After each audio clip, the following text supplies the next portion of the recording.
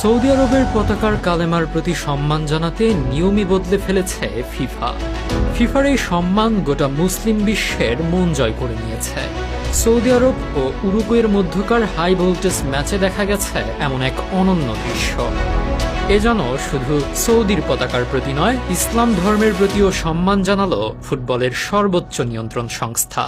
Football মাঠের জাঁকজমকপূর্ণ আয়োজনে সাধারণত সব দেশের পতাকা মাটিতে রাখা হয়, কিন্তু সৌদি আরবের পতাকায় থাকা পবিত্র কালেমার মর্যাদা রক্ষায় ফিফার আয়োজকরা অত্যন্ত সম্মানের সাথে পতাকাটি মাটিতে না রেখে হাতে উঁচুতে ধরে রেখেছিলেন।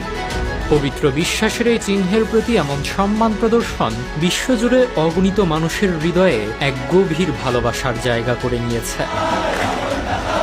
এই আবেগী মুহূর্তের পরেই শুরু হয় মাঠের উত্তেজনাকর লড়াই। শক্তিশালী উরুগুয়ের বিপক্ষে সৌদি আরব যে দাপট দেখিয়েছে তা ছিল অবাক করার মতো। ৪১ মিনিটে আল আমরির গোলে এগিয়ে গিয়ে সৌদি আরব যখন জয়ের স্বপ্ন দেখছিল, ঠিক তখনই পাল্টা আক্রমণে ম্যাচের নিয়ন্ত্রণ নেওয়ার চেষ্টা করে উরুগুয়ে। ৮০ মিনিটে আরাউহোর গোলে ম্যাচটি ১-১ সমতায় শেষ হলেও পুরো ম্যাচ জুড়ে সৌদির লড়াই আর পতাকার প্রতি ফিফার এই সম্মানটুকু ফুটবল ইতিহাসের পাতায় বিশেষ জায়গা করে নেবে।